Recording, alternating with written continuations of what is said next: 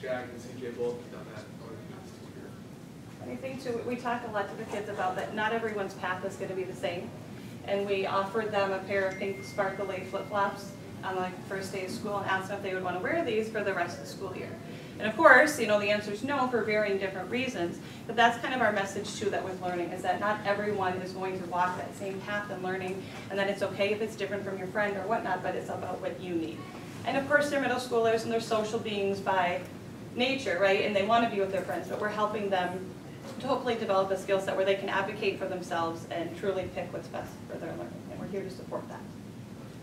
So one of the things we've developed over the last 3 years is we have this daily schedule which we talk through each day and try to help them prioritize and do a lot of modeling of, okay, if I'm not done with, if I need that coaching workshop, then I need to sign up for that first.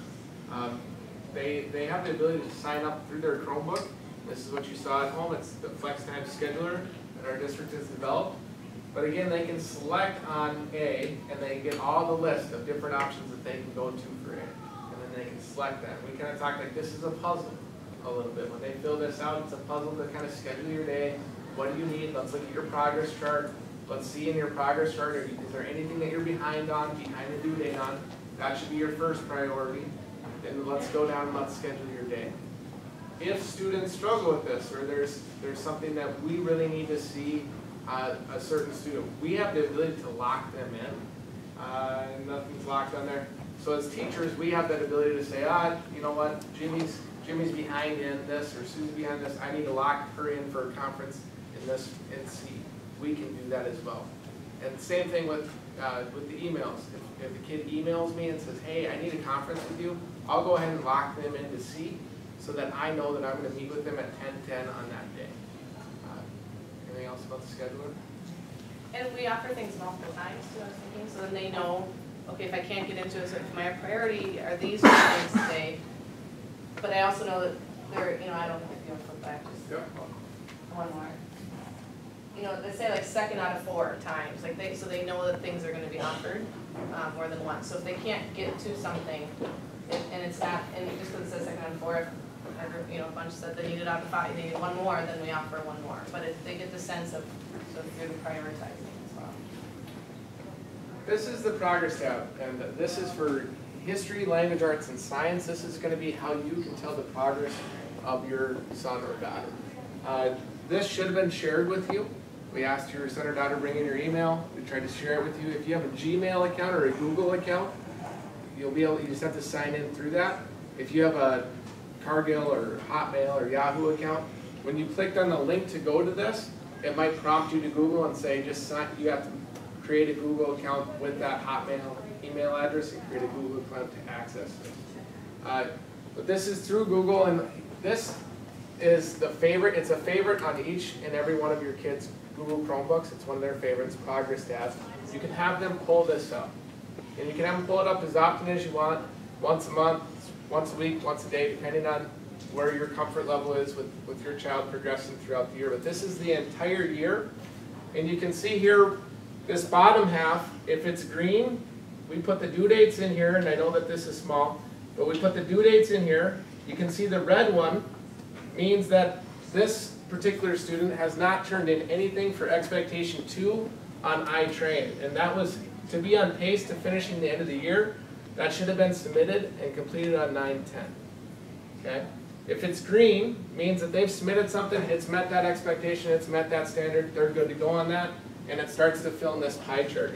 And the kids really take a lot of pride over this pie chart being crossed off and moved over here to the right. You can see here, now this particular student is also working ahead though. In iSearch, this is an example by the way, this isn't real, but in iSearch standards, Science 3, they've already submitted something to the teacher's looked at it, given them feedback, and said, it needs more, okay, and sent it back to them with some feedback on what they could do more with. So again, we always ask the kids, are you green? So is everything here green and green here? Do you have no red on your progress chart, no yellow? So this kid coming to a daily dish, again, would have to say, okay, I need expectation 2, that has to be my first priority. Maybe is there conferencing that I can do with the teacher? Okay, I need to sign up for a conference with Mrs. Larson at 1:45 so I can meet expectation 2. So that's kind of how they schedule their day, is by looking at this progress chart and seeing where they need to go. So as a parent, Carly, jump in if I'm wrong, but as a parent, this is the number one tool that I would use. I would be checking this progress chart. I'd be looking down and seeing if is there any red where my child's behind pace of their learning. Okay? And then we always tell the kids too, at the bottom are the tabs of the different units, and that's where we give them specific feedback. So that's where a specific comment is. Like, you have a great start on your essay, but please see, you know, please revise, whatever. So you'll see like on the specific tabs at the bottom, that's where they will get, there's feedback, and so it'll say like IP for in progress, or it'll tell them to what level they've met the standard, because they can get the standard to different levels. And then there's also then the specific feedback. So even though it's great, yes, if I want to check just due dates, if that's all I'm checking for, then I go to that progress tab, and I'm looking, are you on pace? Great.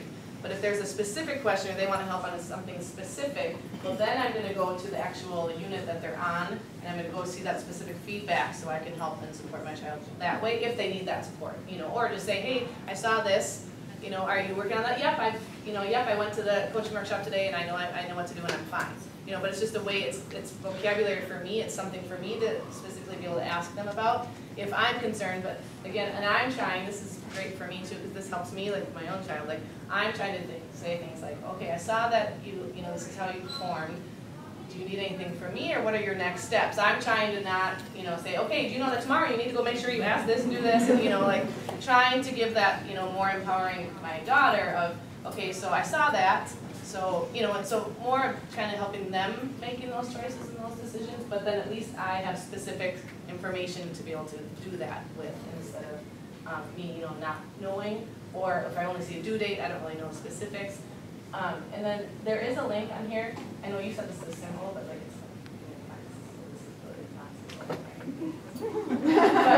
but the due dates are simple, but there's lots of links to it. Like there's lots of things on it that probably look confusing. So there's more. I'll jump in here okay, real quick. So there, again, the way I meant simple, I apologize, is if you just look at this part and look at red and green, that piece of it, if that's all you focus on and that's a quick parent and that's all you need to do, that's fine. Okay? A lot of kids will be fine going through the entire year, and you might not need to support at all, and some kids you might need to support more. There's tons of information in here, and you can dig deeper and find out a lot more. Okay? Right here in the middle, this link takes you to a 7-slide visual key of how to understand reading this chart. There's probably more information there than you want, but again, if you're struggling with it, this is a good place to start, kind of talking through how to look at all of this and what it means. Okay? If that's something that interests you, again, it's right here in the middle. On this side, if you have a son or daughter that was like me, okay, in middle school and lied to my parents about, oh, I turned it into the teacher, but it's the teacher's fault, okay? We created a little loophole for that, and it's click here to see what's waiting for us. So if they've submitted something, and they say, man, Mrs. Bailey just is way behind and not looking at this, again, we can click here on this link, and this will take you to what we have left in the turn-in bin. So this is waiting for us to at some point sit down and look at this and evaluate this. So you can see that there's 33. I think yesterday there was 140. Okay, and so kids can go here and they can do that Control F for find anything, and they type in their name and they can see how many times they've had something submitted. So this is something, again, a little loophole.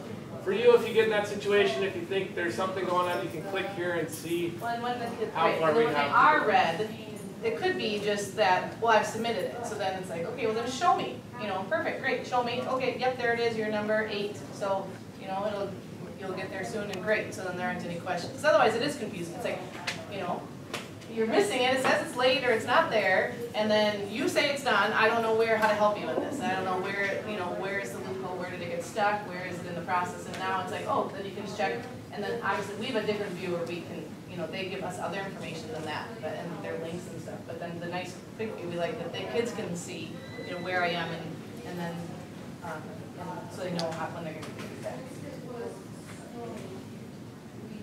All right, communication.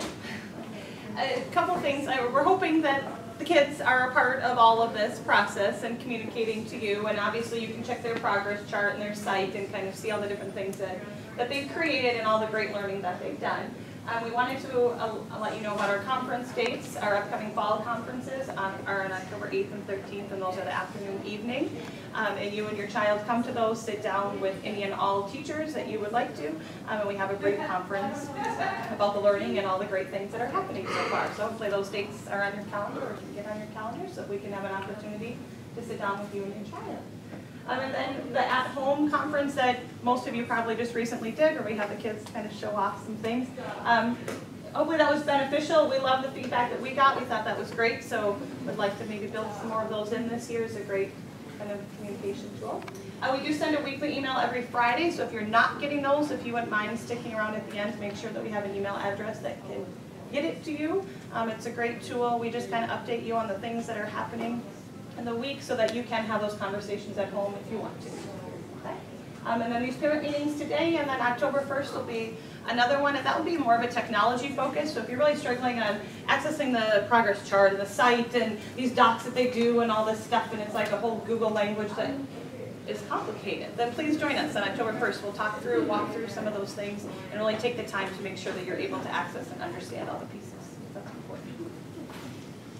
Yeah, and we really appreciate, I mean, we were, like we said, you know, like Jen just mentioned, we love getting the feedback already, like on the Google form, like we love hearing from you, and we appreciate you being here, and we know for those who can't, you know, we couldn't be at our own children's ones right now either, so we understand that as well, but we appreciate the time and effort that you're supporting us with, and as well as your children with. So thank you for taking this time.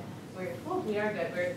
We have to care about your time and want to make sure that we fit it all in. So thank you for attending today. Thanks for your support. Thanks for supporting your child in this process. Thank you. Thank you.